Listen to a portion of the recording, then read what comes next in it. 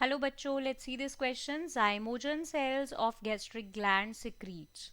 तो gastric gland के जो zymogen सेल्स होते हैं वो क्या सिक्रीट करते हैं, ये क्वेश्चन है. तो शुरू करते हैं क्वेश्चन को. सबसे पहले बात कर लेते हैं इस क्वेश्चन के की कॉन्सेप्ट की. तो की कॉन्सेप्ट क्या है? डाइजेस्टिव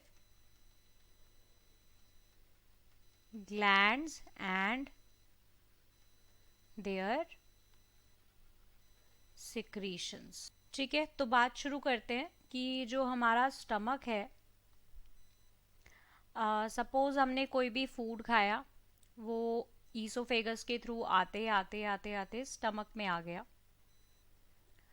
अब स्टमक के अंदर आया तो कुछ गैस्ट्रिक जूसेस के बारे में हमने पढ़ा था कि गैस्ट्रिक जूसेस सिक्रीट होते हैं गैस्ट्रिक ग्लैंड्स के थ्रू.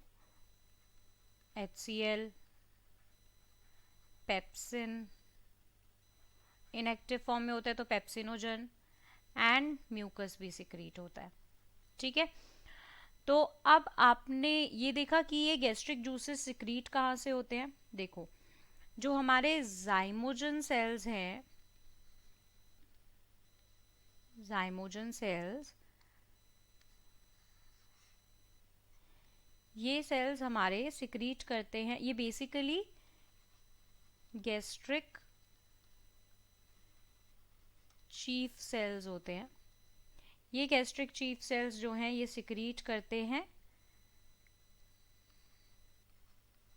पेप्सिनोजन. राइट. ये पेप्सिनोजन जो है बेसिकली अभी फिलहाल इस स्टेज में पेप्सिनोजन जो है इस टाइम पर ये फिलहाल प्रो एंजाइम है. मतलब ये फिलहाल कैसी स्टेज में है? प्रो एंजाइम का मतलब क्या है कि ये इनएक्टिव स्टेज में है अभी. प्रो एंजाइम है ये. राइट. अब ये कन्वर्ट होगा एक्टिव एंजाइम में. कब? जब हमारे जो स्टमक है उसका जो एनवायरनमेंट है वो एसिडिक हो जाएगा, यानी कि HCl की प्रेजेंस में ये कैसा हो जाएगा? एक्टिव हो जाएगा और पेप्सिन में बदल जाएगा, उसमें कन्वर्ट हो जाएगा. पेप्सिन जो कि कैसी स्टेज है, कैसी फॉर्म है? एक्टिव फॉर्म है पेप्सिनोजन की. ठीक है, एसिडिक पीएच होते ही. अब ये जो एक्टिवेटेड एंजाइम पेप्सिन है ये बहुत ही इंपॉर्टेंट होता है. किस लिए? प्रोटीन के डाइजेशन के लिए.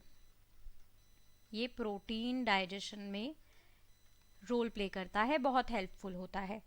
ठीक है, तो यहाँ पर हमें क्लियर हुआ कि जो पेप्सिन है ये हमारा चीफ गैस्ट्रिक सेल्स के थ्रू सिक्रीट होता है इनएक्टिव स्टेज में, और फिर ये एक्टिवेट होता है. राइट. और फिर ये प्रोटीन को पेप्टोन में बदलते हैं और डाइजेशन शुरू करते हैं प्रोटीन का. तो अकॉर्डिंग टू दिस यहाँ पर क्या होगा answer? zymogen cells of gastric gland secrete pepsinogen. Right. So according to this, pepsinogen will be the correct answer. I hope you understood it well. Best of luck. Thank you.